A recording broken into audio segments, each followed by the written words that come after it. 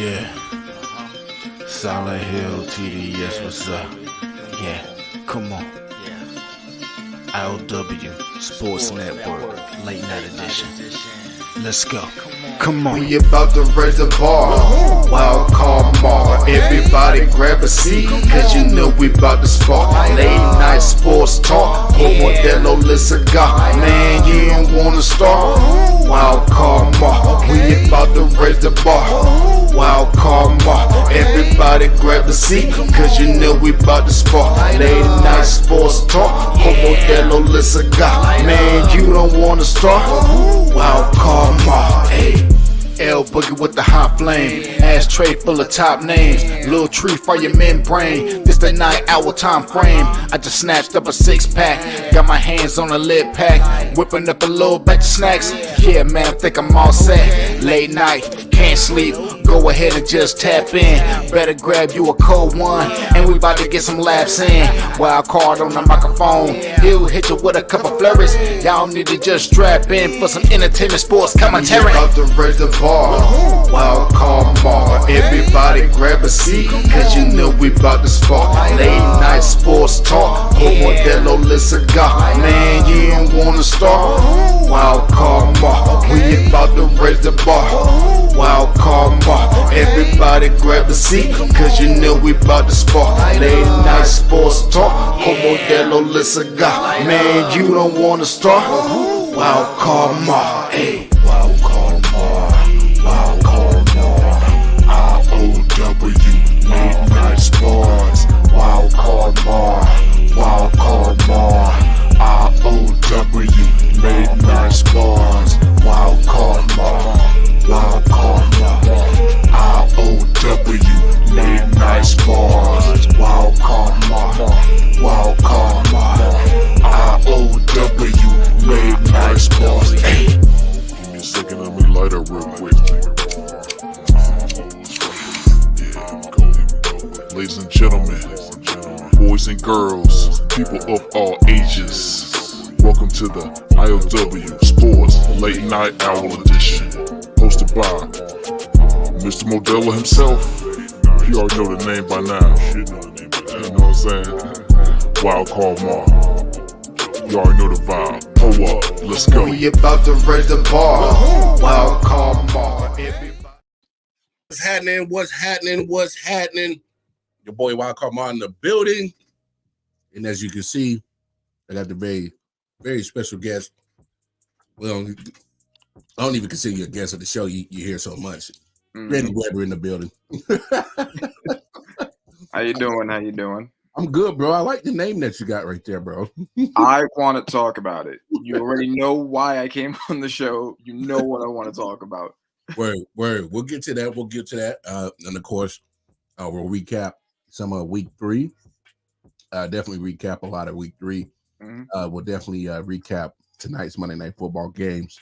Bengals getting a victory over the Rams, and Buccaneers falling to the Philadelphia Eagles.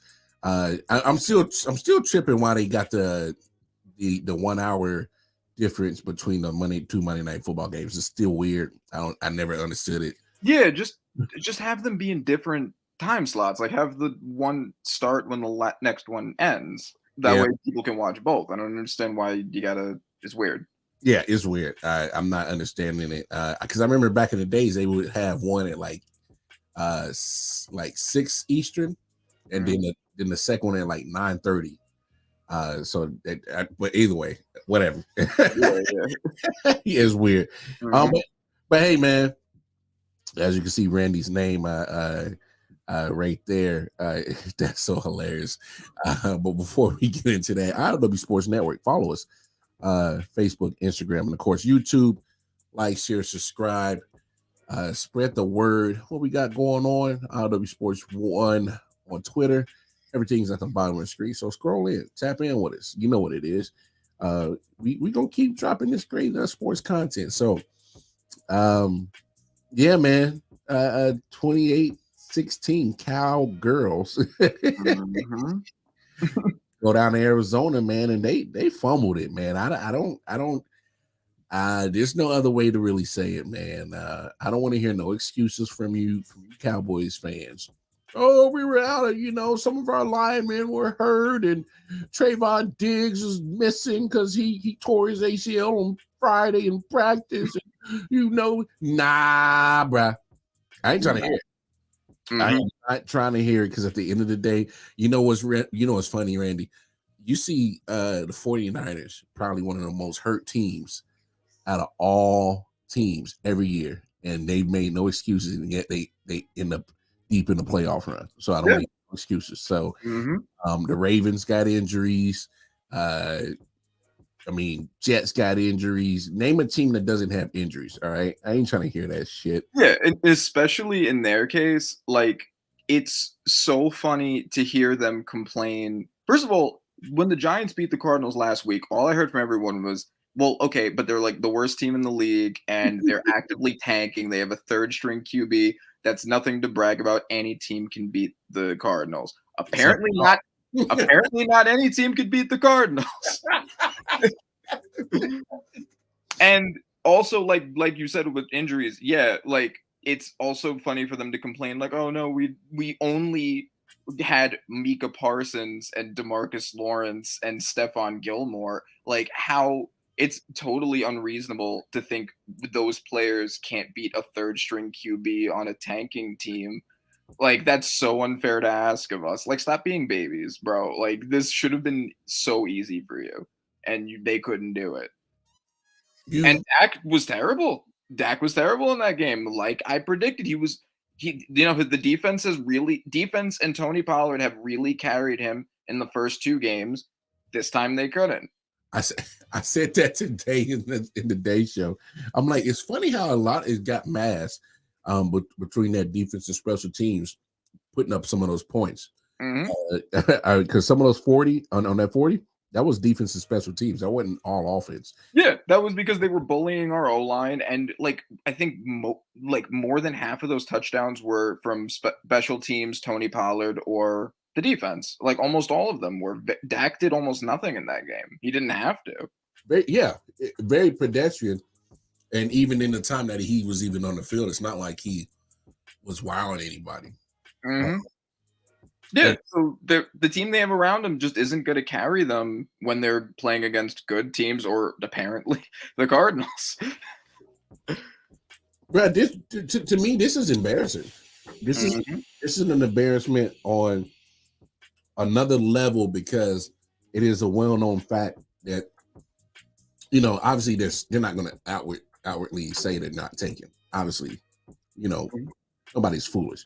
Yeah, but, you can't outwardly say it, but we know that they're taking. I mean, Colt McCoy, who's been there for a few years, and knowing that Kyler Murray can't come back no time soon, they release him. You get Josh Dobbs and expect him to do what in a week? Learn this offense in a week? Come on. And you know what's actually kind of funny about that? Because that was clearly the plan, was let's not put our second string in, let's put our third string in so we're even worse. Like, I'm sure that was the plan. He actually hasn't been that bad. He hasn't been that bad, but Josh Dobbs, his whole career has been a third string. Yeah. But so if we look at these past three games, first week, they were competitive against the Commanders. They didn't lose by that much. He didn't look terrible. Could have won that game too. Yeah. Last week, they only lost by 3 points and dominated the first half, and then we beat them. And then this week they won. And he's a good runner. He's not a terrible passer. He had some really nice deep passes. He had one to Marquise Brown that was a really nice pass. He's not a terrible quarterback, at least this year. So, I'm kind of surprised by that. They actually haven't been that bad. The Bears and the Broncos have been way worse than them this year. Which I thought would never happen. I did not see the Cardinals getting a win before the Bears or the Broncos. But I will give you credit right here though, Rand, because you've been on the show more than multiple times, and you just said you weren't big on Justin Fields. I'm glad we're speaking about this. Yes, I'm glad the excuses are finally over. because you had a really good day yesterday too. Mhm. You blowing a shutout in front of Taylor Swift on the Bears. Yeah, don't get me started on that Taylor Swift shit. I'm just He turned Travis Kelsey into a cop. I don't know how it happened. yo, he went from undercover brother to undercover cop real quick. I know. I saw like everybody on Facebook being like, his cookout pass is hereby revoked.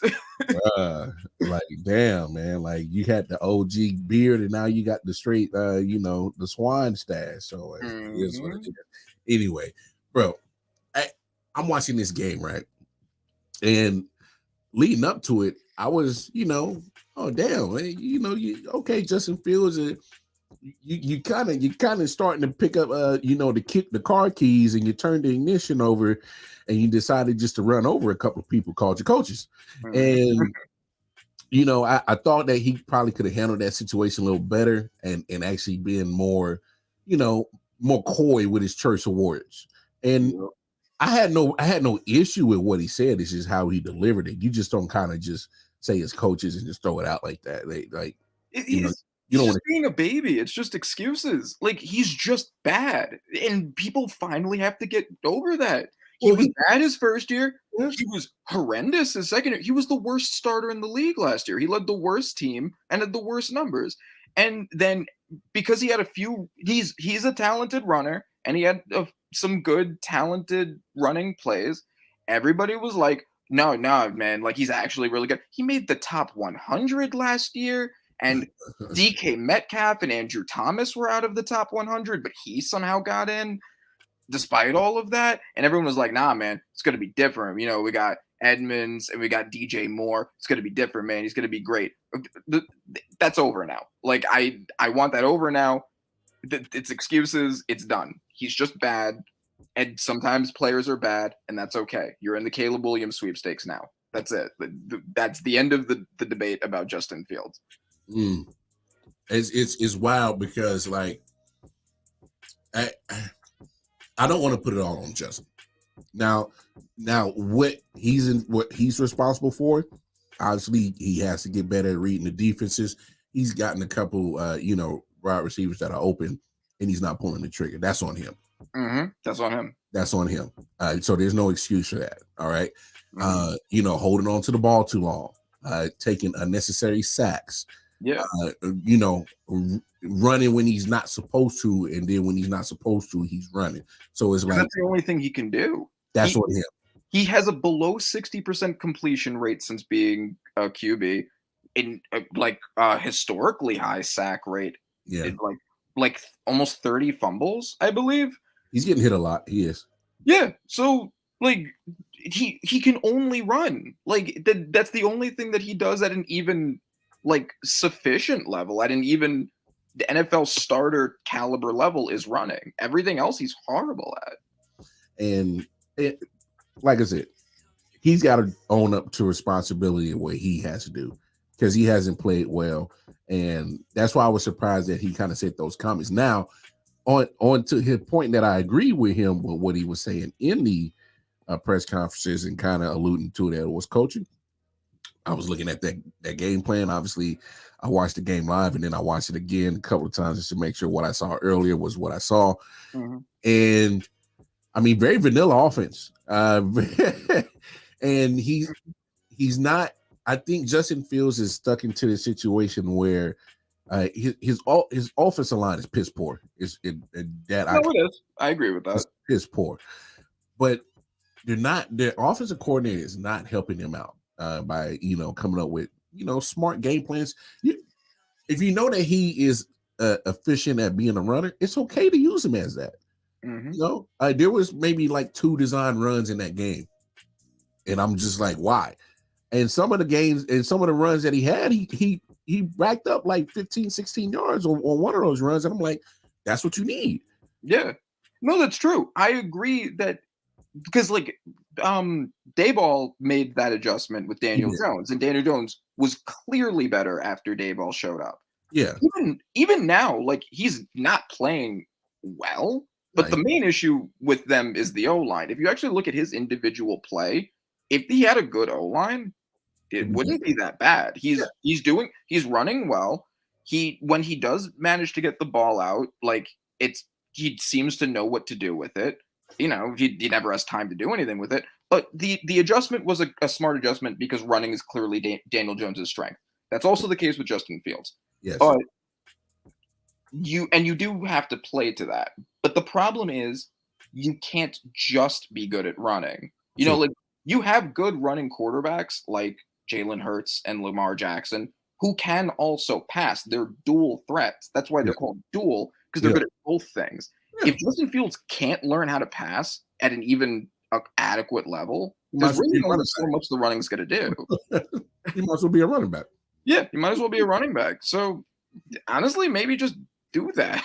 Maybe get Caleb Williams and then make Justin Fields your running back. I don't know. Nah, he better stick in that quarterback market. Yeah, no, he's going to lose a lot of money. Oh yeah. No, and so I mean, we've seen it with other running quarterbacks. It's okay to use the run. We've seen it with Cam Newton. Mm-hmm. You opened up his passing skills and what you can get from him passing wise by being a threat in the run. It's okay if you start with that. Mm-hmm. It's okay. So the Bears, they do got to do their just due and try to help him out. I know they get DJ Moore, but it don't matter if you can't block nobody. Yeah. You can't block nobody. Can't block a nosebleed. You can't. I mean, obviously is you know, they must be from Switzerland because the way they got holes in that offensive line. It's terrible, bro. I mean, but at the end of the day, Justin Fields does have to take accountability for his play as well. Yeah. Like there are other quarterbacks that work with bad O-lines. Joe Burrow's worked with a bad O-line since he's been a player. Like he's always had a bad O-line. And he, you know, it does lead to more sacks than he should have, but it you know, he can still throw. Like it's not like a really good quarterback could at least be better than he is with a bad O-line. He's just like, yes, the O-line is bad. Yes, the coaching is bad. I agree with all of those things. Yes, he hasn't had good weapons until. Well, I mean, he has a good weapon now. But he's just bad, and it's just that simple. Like he is just a bad quarterback, and sometimes that happens, and that's okay. Oh my goodness! And we get a bad matchup next week. You get Bears and Broncos versus each other. 2 or 3 teams. At least one of them has to have a win. But I don't even know which one is worse though. I'd say the Bears. I think the Broncos are a little less bad. I mean, yesterday was not a good example of that. But I was like, I don't like you. Like, are we sure are they worse? I know. I'm second guessing as I'm saying that. I've never heard of this in an NFL game. Never heard of giving up 70 points. And wow, I mean that was a college football score. Is it 70 to 21? Like, what are we talking about? Yeah, that's nuts. It was so funny. It was so very funny. I'm sure you loved it as a Chiefs fan. Where's the level of embarrassment of the worst things that happened in week 3? I'm talking Cardinals beating the Cowboys, the way that Justin Fields and the Bears are playing, and then you got the 70-point debacle. Yeah, that's 3 of the funniest games that I can remember, all in the same week. It's amazing. Like because before the season started, the Chiefs were gonna be my pick again to repeat to win the Super Bowl. Now I've shifted, and I still think the Chiefs are gonna be really good, but the Dolphins look like the top team of the league right now. They're like, that's another incredible performance. Tua's been the best quarterback in the league numbers wise and win record wise now. Tyreek Hill is a monster. I right now have him ranked as the best player in the league. He's playing like that. Like it's just the Dolphins are not a team to mess with, and they've had good competition. I mean, except for yesterday, but like they beat the Chargers, and the Chargers are a good team. Like on paper, they're a good team, and they beat them pretty decisively. the Patriots aren't good, but they put up a good fight, and the Dolphins still outplayed them. So, you can't say it's an easy schedule thing. I think the Dolphins are it right now. I think they're the favorites going into it. Well, we definitely got it. I think if you're a fan of football, you definitely got to be at that point where you can't stop questioning whether Mike McDaniels is a good coach or not. Because I think he's done enough between this year and last year, and even give him some credit being the OC in San Francisco, that I think he knows how to handle this offensive side of the ball. And so far, he hasn't shit the bed as a head coach. Got him to a playoff last year. They got Vic Fangio on defense now. That was their big weakness last year, and the defense has looked really good the past couple of weeks too. It has played better. Definitely got the stops when it needed to against the Chargers. Played a little bit better against the definitely against who they played last week, Patriots. Yep, Patriots, definitely. They played better against the Patriots for sure. I mean, and then you help put a whooping on the Broncos. I mean, because that's not all offense. And they did that without Jalen Waddle. Yes, and that's so scary. I think if Jalen Waddle was there, they probably would have put up 84. yeah, for real. Like that could have been 100 piece. Oh my god!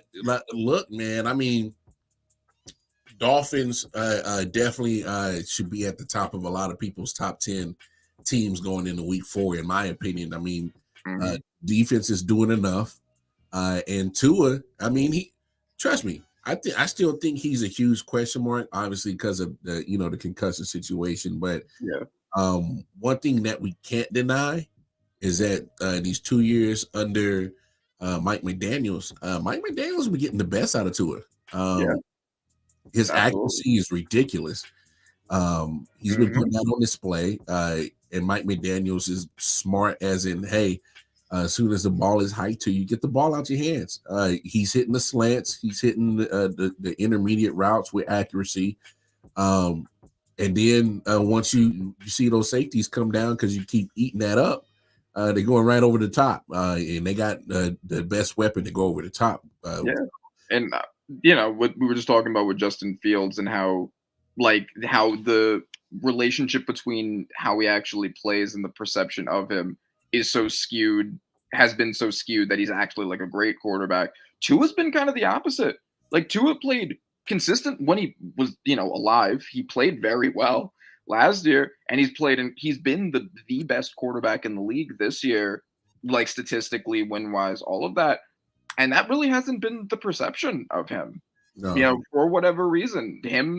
Kirk is kind of the same deal, where like for whatever reason, no matter what kind of numbers they put up, the perception of them doesn't correlate with it.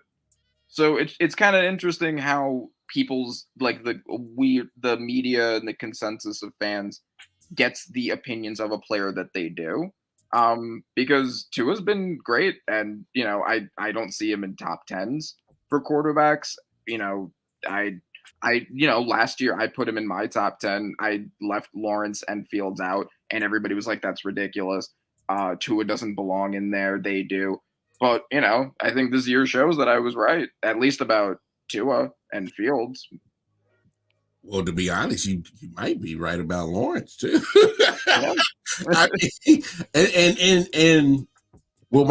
So speaking of Trevor Lawrence, I really wasn't AP says Tua playing good and he doesn't have to run, but I will say this: Tua has enough mobility in the pocket and enough mobility if he needs to get a first down. Yeah, he has enough. But no, Tua deserves, I think, all the flowers that you can give him right now.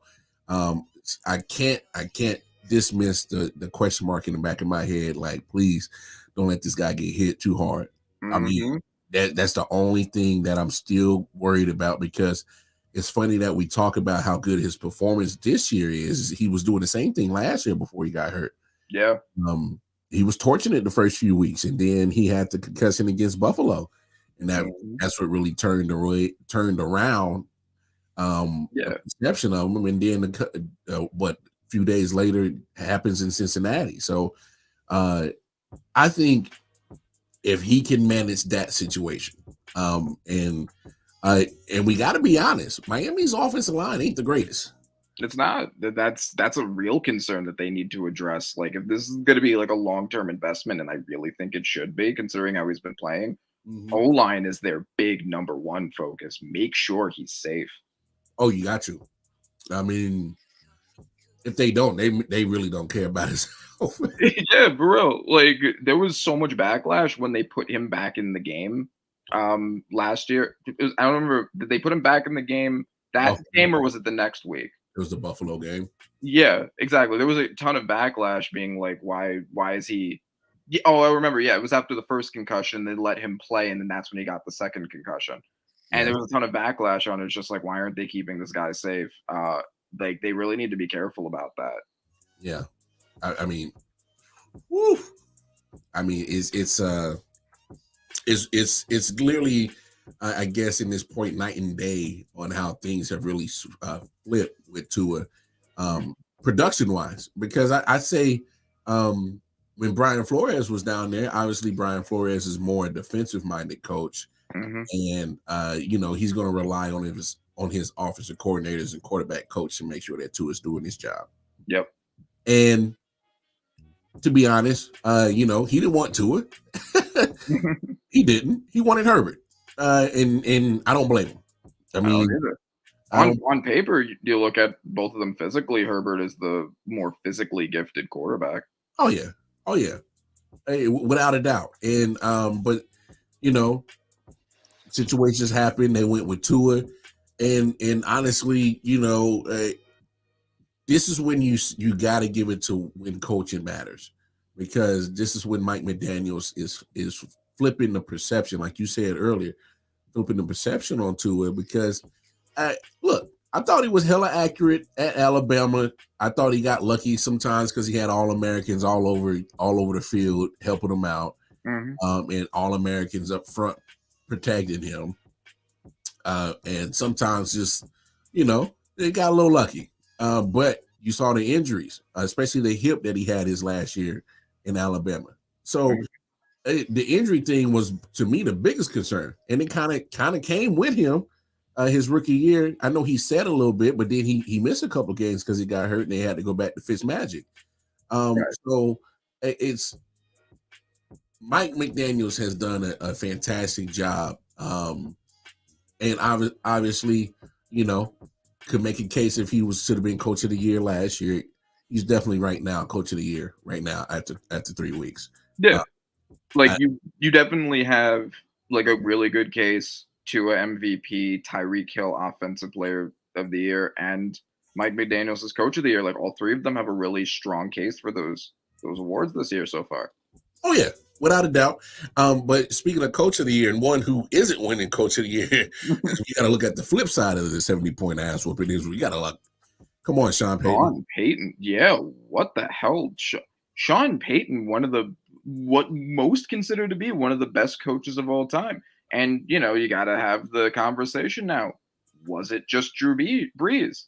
Was he riding the coattails of Drew Brees, or what? Because that was that's always the debate with a great coach, great quarterback duo, because Drew Brees wasn't that guy on the Chargers. Then he came to the Saints and became that guy.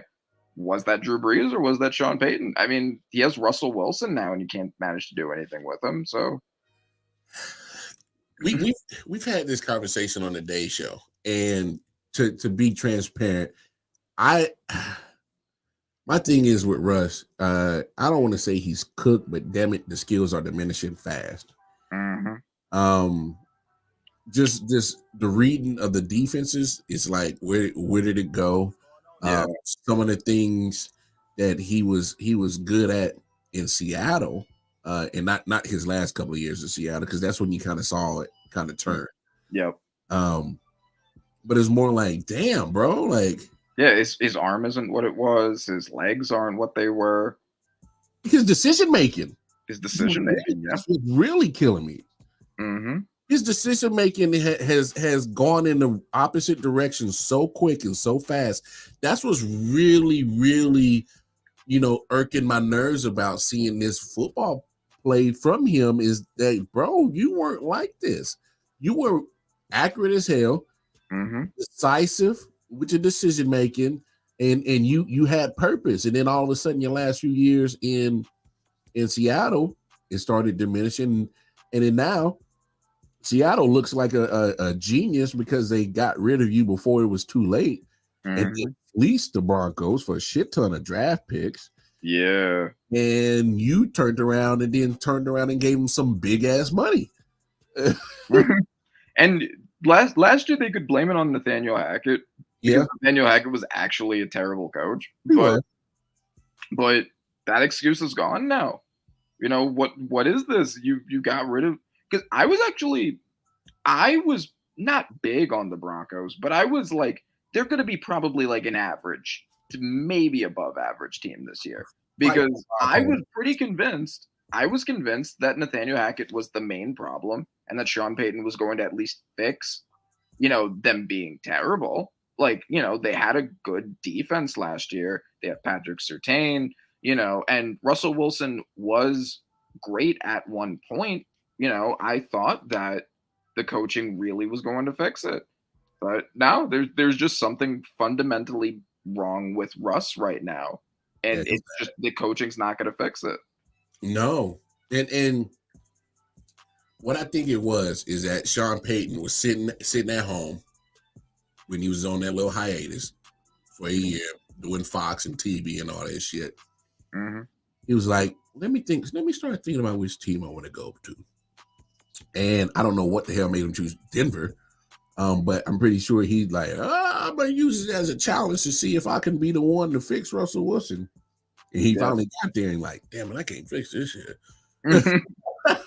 Like, but it does have to put into question, like you said, was it Drew Brees? Well, because I think that you can easily turn this situation into almost when Russell was with the Seahawks. Because you got a good running back in Javonte Williams. You got a good solid backup running back in Samaje Perine. Run the ball. Run the ball. Yeah, run the ball. Run the ball. And Russell does great off of what? Bootleg play action. Run the ball. Let him run, set him up. To me, I think it's so fundamentally easy to try to.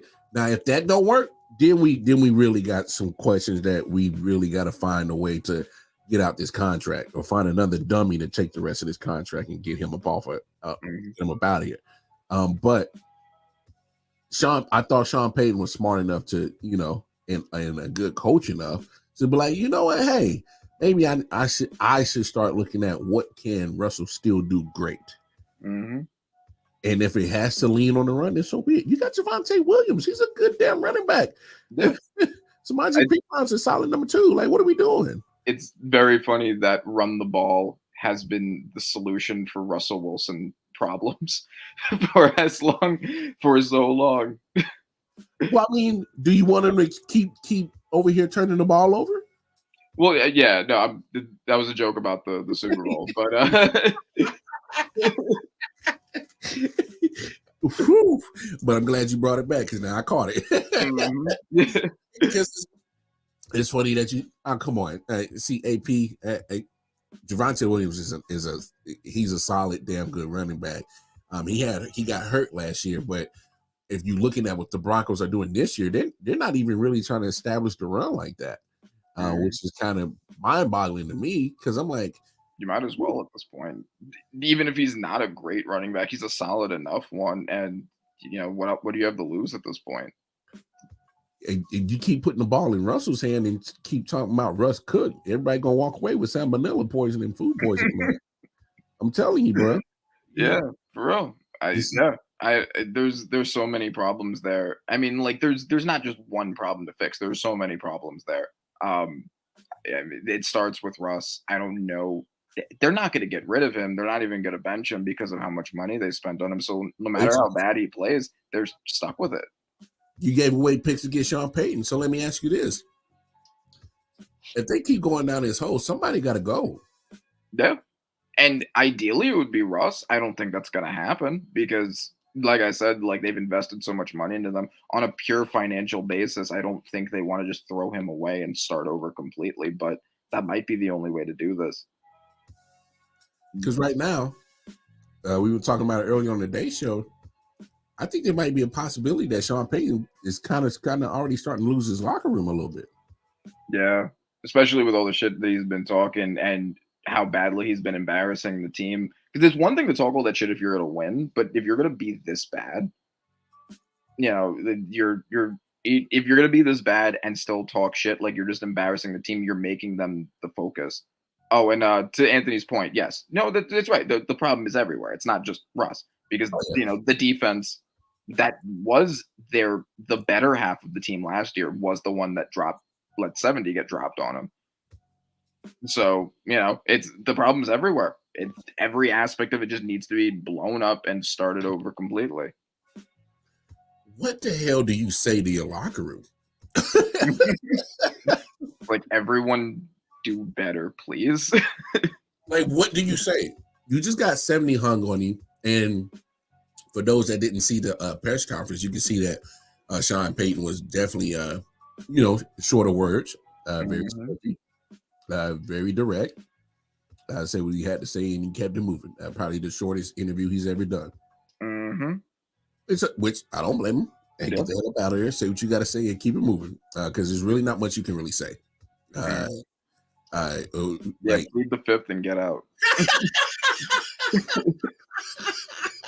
Do what I told you that I was gonna do after week 1 if I was on the show. Just yell over them until they start talking about something else. They said, "I just plead the fifth and get the hell out." 1, 2, 3, 4, 5. So I mean, it's like you can't sit here and say, yeah, we need to improve on this or improve on that. No, you just got 70 hung on you. There's a lot of improvement around the whole organization that needs to happen. Yeah, I don't think there's any one aspect of them that's so strong they can rely on it at this point. Like, you know, their receivers are fine. Javonte Williams is a solid running back, but he's not a star. It's not like a Derrick Henry on the Titans situation where you can have him just be your offense. The defense, even though they, were solid last year, clearly they're not now. And they have one of the, on paper, best cornerbacks in the league, and he let all of that happen. So, it's everything. Everything's bad there. So they gave up 17 against the Raiders week 1 at home. Gave up 35, 36 last week to the Commanders, 35. And then of course you go down to South Florida and then just and the two teams that beat them the last 2 weeks weren't even particularly good teams. Like, it's one thing if they had lost to like the 49ers, but no, they lost to the Raiders, who haven't won a game since, and they lost to Sam Howell. So. Like, they lost to the Commanders, and they're kind of like, in my opinion, I know we're probably going to get to every team. I think they're like the big flukes of this season. They're like what the Vikings were last year, and I don't think that they, I don't think that they should be as with the win record that they have, but they did beat the Broncos, and this is the first really good team to beat them. So they don't even have the excuse of like, well, it was the Dolphins. Like, okay, but you lost to 2 teams before that weren't the Dolphins. Randy, I'm glad you said that, because those 2 losses compiled this 70-point ass whooping. It amplifies it. It makes everything look like, okay, we really have an issue now. Yeah. Like, this shit is getting problematic, because when you lose into the bottom of the barrel teams, because I'm with you. I fell for the Commanders Kool-Aid. I won't no more. Because I as much as I love Eric Bieniemy, Sam Howell, whatever that 4 interception game was yesterday, that was complete garbage. Yeah, he's not it. Yeah. I mean, I agree. Eric Bieniemy is a great coach, and he's, I think, the reason why they're doing better than they otherwise would. If you didn't have Eric Bieniemy, I think the team would be like bottom of the barrel. They'd be in the same position as the Broncos. Eric Bieniemy is lifting them past what they should be able to do. Yeah. Hey, I can agree on that one, but I just don't. Come on, like what are we doing? I just don't understand why. It's yeah. I won't fall for the Kool-Aid no more. That's all I can say, because I was trying to say something, but I didn't want to sound too crude and rude, so I was just like, yeah. Now you can be, dude. They're in my division. You can be crude as rude as you want to them. All right, you fucking fool's gold. All right, you fool's gold, and you fooled me once. I won't get fooled again by you, because I'm over here thinking that, hey, this is going to be this is our game that we're going to beat against a one of the teams that the media loves. Beat the Bills, and Bills proceeded to stomp your ass out. Yeah. Oh, that was gonna happen. Did you bet on the Commanders? Man, foolishly. That's what I said. I would never take that Kool-Aid again. You know what? I can't even be mad at you for that, because I bet against the Bills last week and lost. Because the Raiders won week 1 and the Bills lost week 1. And yeah. I was on, like, I think the Bills are still a great team. I mean, clearly they are now, but I was under the impression that Josh Allen was going to regress a bit because he had been. Yeah, and not only that, I was looking at the factor that me seeing a lot of the Bills would be an advantage, and I thought the front four of the D line would get after Josh Allen, and we saw what Josh Allen does under pressure with just front four. Mm-hmm. So he runs over people. Well, he definitely did that yesterday. So, but yeah. I mean, yeah, and with the Raiders, and I mean the Raiders haven't been good, but I was one of the few people that thought that getting rid of Carr and getting Jimmy G actually might have been a good idea. Because like I recognize the relationship that Carr had with Adams, and that was, you don't want to piss off Adams, but it wasn't working. Carr was terrible, and Jimmy G has generally been a very good quarterback. I know everyone wants to say like it's all Shanahan, and I'm sure a lot of it was, but we have no reason to believe he was a bad quarterback. So I thought the move would actually improve them. Yeah, he just stayed hurt. Yeah, he did get hurt. Yes. He stayed hurt, so can't put that on. If it's in a perfect world, Jimmy G had a winning record with the 49ers and was in playoff runs on it. Yeah, good efficiency. Like he's when he was playing, he was a solid quarterback, and now he has Devontae Adams and Josh Jacobs. Hey, AP, you high as hell, bro. Put that weed down. Matter of fact, that ain't even weed that you smoking that make you say this shit. But you got Washington upsetting the Eagles. Come on, did you see that defense? It's not happening, bro. No, come on. But if you'd like to bet against me, if you would like to put some money down on that, I would be happy to take it. Put your Venmo, your Cash App in the chat, please. Here's a quarterback that we were talking about earlier. Trevor Lawrence, right? Fraud. I was right. My goodness, CJ Stroud outperformed him. In his house too. Yeah. Here's the thing that I had said all of last year. He was good for 1/4 of the time that he had been a quarterback, and it was because he was with the guy who made Nick Foles a Super Bowl champion. Yeah. This was not a reliable formula to project him to be a top 5 quarterback in the league based off of just that. And he threw 4 interceptions in the one playoff game that he won. So I was not willing to put all of this onto this guy who had shown not very much in a short amount of time. And I was right to do so because he just lost to the Texans. I was right. He also has he has a turnover issue. I don't care what nobody says. He does. Threw another interception yesterday. He's inconsistent. Yeah, he's piling up the interceptions. He has the fumble and the ball security issue. So we can't keep ignoring that is one of his deals that he has to fix. We can't keep ignoring it. That was one of my biggest things about him coming into this season. And 3 games in, his team is 1-2, and I don't care what nobody's saying. The Jaguars aren't a runaway to win that division no more. They're just not. Yeah, as it turns out, I wasn't particularly big on the Colts or the Texans going into it because Money's 1-2. yeah, yeah, exactly. And the Titans also. I wasn't particularly big on any of them. I was sure the Jaguars were probably going to win that division just on the basis that I thought the other teams were going to be worse because they were starting rookie quarterbacks and Anthony Richardson wasn't even good in college. But apparently, none of that matters. No, so my fault. The Colts will yeah. win. If Richardson stays healthy, they could win it. I think the Titans could win it. It's really a shootout now. And if CJ Stroud keeps playing like he's been playing, they could win it. Hey, CJ Stroud played well yesterday. Played well, very efficient. I think he was 20 or 30, almost threw for 300 yards. So I mean, he was very efficient yesterday. I cannot sit here and say that all without a shadow of a doubt that that is a up for grabs division now. I mean, 2-1 coach. I didn't even see them winning two games, but they got one over Baltimore yesterday, which was, I don't want to say shocking. I just think it was one of those any given Sunday type of situations where the Ravens didn't play their best, being shorthanded. They had, I think they were out 7 starters.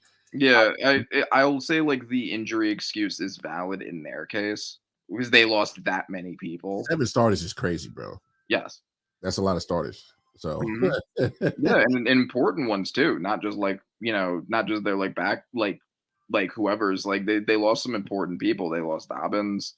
I don't remember everyone that they lost. I know Dobbins was one of them. Humphreys didn't play. DJ Humphreys, their best cover corner. Yeah, that's right. Humphreys didn't play either. So yeah, in their case, I think that was a valid excuse. I don't think that they would have lost had everyone been healthy, but they did. And yeah, I was surprised. Gardner Minshew played well when he was in. Said that Lamar Jackson Kool-Aid must have been off brand. Yeah, they always injured every year, and they more times than not, they always find a way to get past it and not it be a hindrance. But sometimes it is what it is. Sometimes you're just shorthanded and you just lose. Yeah. What else happened in week 3? All right, Chargers and Vikings. So, Vikings, man. Vikings are such. The Vikings are so weird. The Vikings have been so weird for years because they're either statistically incredible and have a bad win-loss record or vice versa. And yeah, it's so weird. I don't get it. Kirk Cousins statistically is one of the best quarterbacks in the league. I think he's second only behind Tua. Justin Jefferson is the leader in receiving yards. Danielle Hunter is now he's second in sacks. He was first before TJ Watt surpassed him. So what the hell? You have good pieces. What the hell's going on? And it's not coaching either. They have Brian Flores on defense. No, I just don't know what it is. I don't think they have personnel wise. Yeah, defensive side. Yeah, I would say that. Maybe it's just bad luck. Maybe. Well, like you mentioned, Danielle Hunter. He's there, and I think he's in the last year of his contract after they reworked it. So there's no guarantee that he's going to be back. He might not want to be back. Well, I don't blame him. Yeah. Wasting his good years there. Yeah. You got Harrison Smith, who's my age. I'm 36. He's like 33, 34. I know he's in better shape than I am, but damn it, he's still a liability back there. Because if I have any wide receiver that has any type of speed, I'm just saying, just go run straight down the seam. Just run at 22, and he won't get his hips turned fast enough to even catch you. So yeah, he's a liability. I don't care what nobody says. So they're kind of putting Brian Flores in a real pickle situation where they're going to expect them to get this defense rolling, and it's kind of hard to when they're old and out not out of shape, but compared to these young Thundercats that are playing wide receiver, they can't catch up with them. Yeah, no, it's true, and I don't think it's Flores' fault at all. I think it's what he has to work with. It's a shitty situation. They're really asking this man to make chicken soup out of chicken shit, and then I'm like, no, it's going to look like a lot of chicken shit in this joint this year. Yeah, it's true. Getting rid of Dalvin Cook clearly hasn't been a good idea, bro. Oh my god.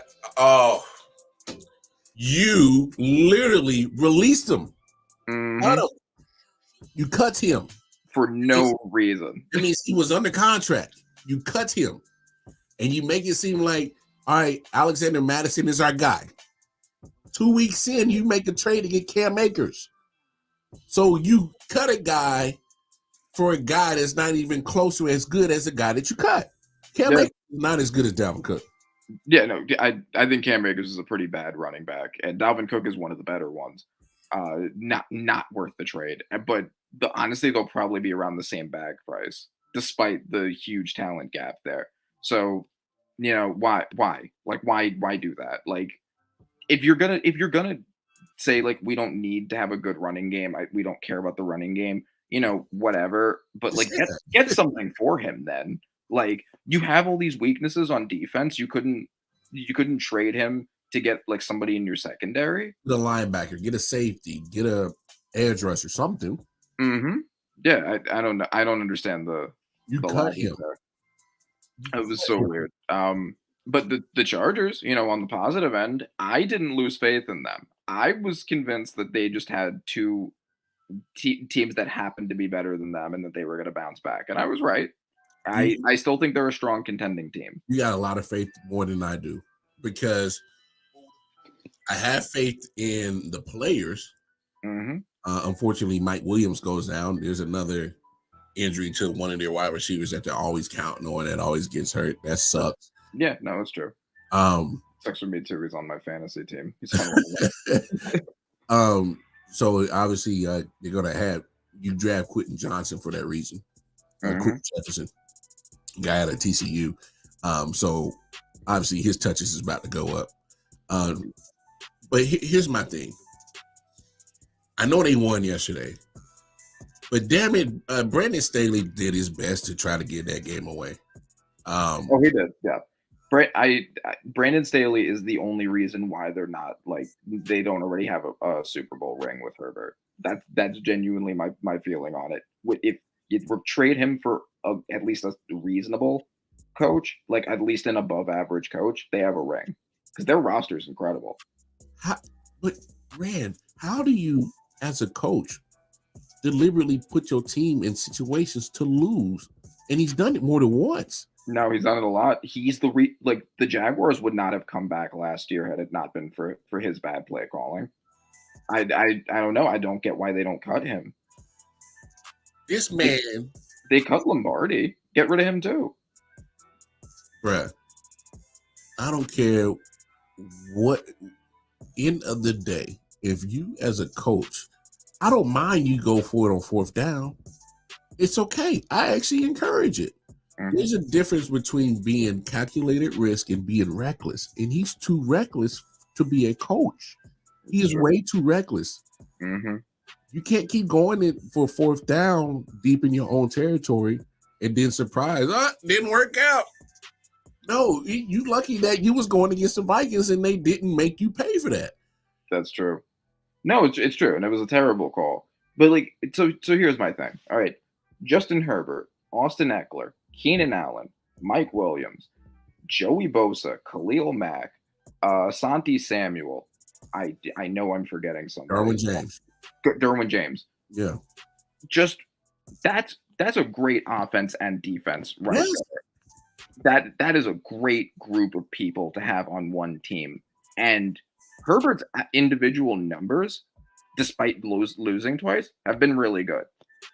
I think that there's only so much Brandon Staley could do to hold them down, especially as their roster is improving. I do see them having, maybe 11, 12 wins. I still do think that they have the chance to make a good playoff run. He's going to cost him 3 of those games. So those 12 wins that you've given him, he's going to cost him 3. So it's going to be more realistic 9. Yeah, no, he's good. Yeah, fair enough. Fair enough. It's Brandon Staley's terrible. You're not getting any disagreement from me, but I still do think, just on roster, they are one of the strongest rosters in the league, and I do think that will carry them further than Brandon Staley can undo. I know that was the case in the past couple of years, also, but with a new offensive coordinator that they have now that won't make Justin Herbert a check down machine, Yeah. I do think that they can. I do think that they can improve pretty dramatically still. By the way, Cowboys fans, you silly fools tried to tell me, oh, Kellen Moore, glad he's gone. Our offense is going to be so much better. Really? I haven't seen no sign of it. Let's be honest about you. You should be thanking Kellen Moore because he had you in the top 5 of all offensive categories for the last few years. Yeah. You should thank him. But y'all was so quick to get rid of him. And come on. It ain't no coincidence that, because the Chargers been able to score. Yeah. They just haven't been able to stop nobody. So the offense has not been the issue. Not at all. No. So call a spade a spade. Kellen Moore is missed in Dallas. I just don't want to be afraid to admit when you're wrong. It's okay, because we know why you guys don't like to admit when you're wrong, because all the foolish shit that you say every year, you're always wrong, and you don't even want to admit to it. But it's okay. It's okay. We know. Every year it's their year. Yeah. Cowboys fans just hate accountability. Like that's just what it is. Like, they love to blame everything except for the fact that, I mean, realistically, it's mainly Dak. I think it's mainly Dak and Mike McCarthy. Yep. And those are their big problems, but those are also, like, it's kind of weird with fans. Fans always gravitate to defend the quarterback more than anybody, right? Like, they always want to be on the quarterback side. They're willing to throw other players or coaches under the bus, but not their golden quarterback. Yeah. In their case, their quarterback is one of the biggest things wrong with the team. Oh, and in this case, you got two people that are the constant and the reason why they can never win. Quarterback and head coach. I mean, I just got to call a spade a spade. You got to. So eventually, the more and more y'all keep sticking around with the same coach and quarterback combination, you're going to be stuck with that ceiling of not getting past the second round. So call it what it is. One more question before we get out of here. Sure. Do you think Deshaun Watson is this his turning point? Had a solid game against the Titans, which is a good defense. Almost threw for 300 yards, 289 to be exact, 2 TDs, 27 of 33, pretty efficient. Is this his turning point, or is this? I think it's hard to predict. In this case, it's kind of hard to project this into the future yet, because he was terrible in week 2 and he was really good in week 3. Is this him going on an upward slope, or is this a sign that he's going to be inconsistent? It's kind of hard to say. Maybe because of the fact that Nick Chubb is out, maybe now they're kind of forcing him to step it up because they can't run the ball to cover him. It's hard to say. I mean, I do think that he's going to be better than he was last year and better than he was in the past 2 weeks. The question is how much better and how consistently better. And that's kind of hard to say. I'm not sure. Yeah, because we'll see what happens, because I know he has Ravens, 49ers, Colts, and Seahawks coming up. So I don't think and then after that you got the Cardinals and then the Ravens again. So I don't know. I don't think he's winning. I don't think he's winning the next 2 games. The 2 after that, I think he could.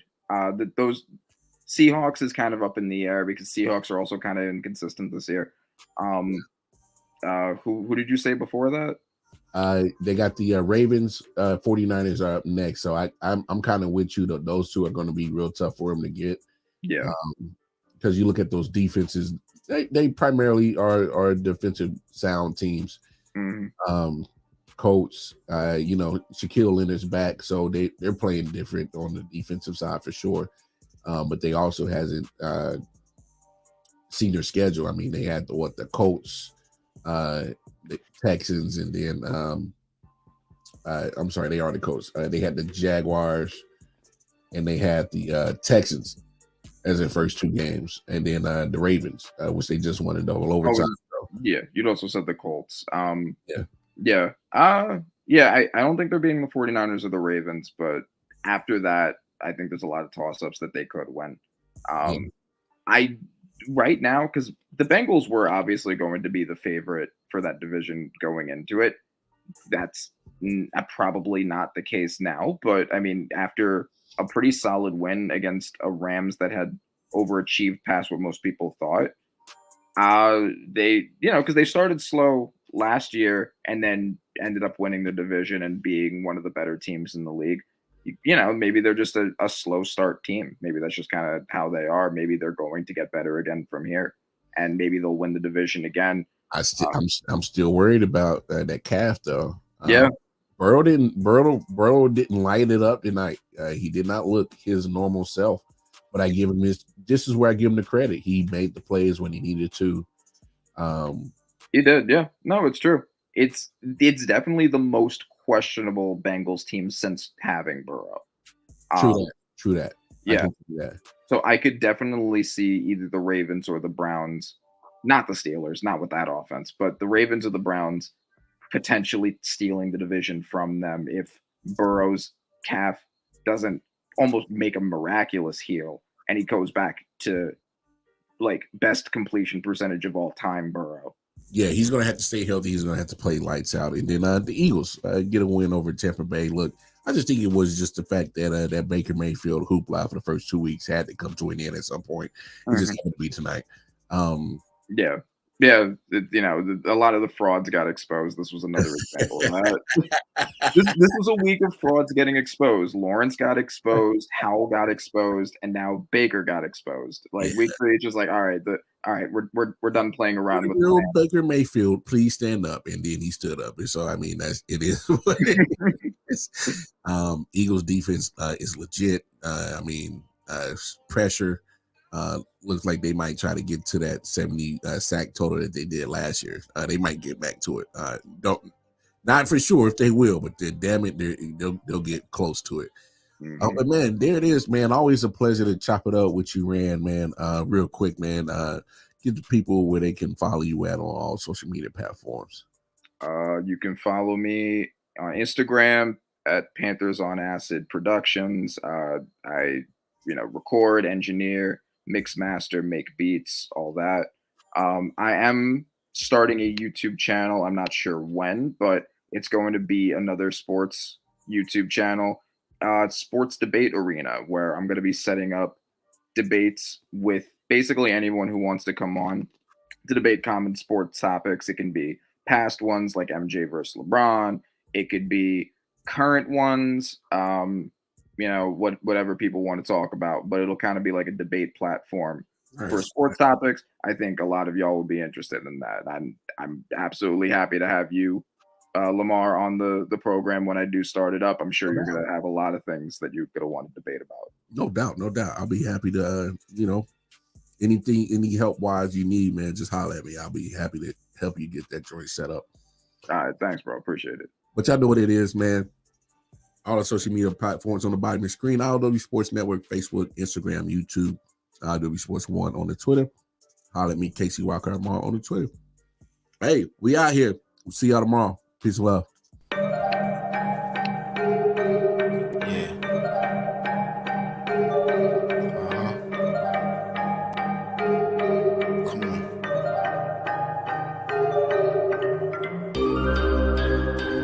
Silent Hill TD, yes. Hitchhikers.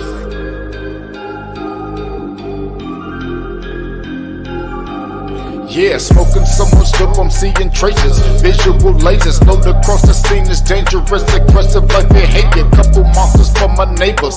Resisting human nature, persistently getting greater. Bloodshed, leather terminated. Fire up the green and needed, increase the dopamine. Feel better, so I kill better. Doped up for cocaine. booming like I never had a home, so I'm all alone. Smoking bones down the chromosomes till the filter's gone. Suffocating under heavy pressure, the signature marks are the cornerstone of a nigga that's ready to spark. Like the pathway through the treacherous, wonderful dark. Searching for a lost spark, curators of a lost art. Desperately holding shit together until it falls apart. Blood stuck to pooling the water, just waiting on the sharks. Love is the deadliest game, but I'll just massacre your heart. Tearing at your body, wondering how did we start? Fuck man, I think a nigga about to spaz out, cause I don't give a fuck no more when I'm down to my last night. Then I ran out of luck, feeling look down, about to pass out. Speeding down the highway in this challenge, afraid of God I will crash out. Dump the ash out, give it all up on the cash out. Make every second count, I just wanna see that ass bounce. Bitch, what you talking about? Drop dead, delete the party, nigga, watch your damn mouth. You don't wanna get me started. Go. Pedal to the metal, hit the floor. Flying through the city, and that's about to float. Grab the main, grab a shit can go. You already know how this can go, I'm about to leave. Slide through the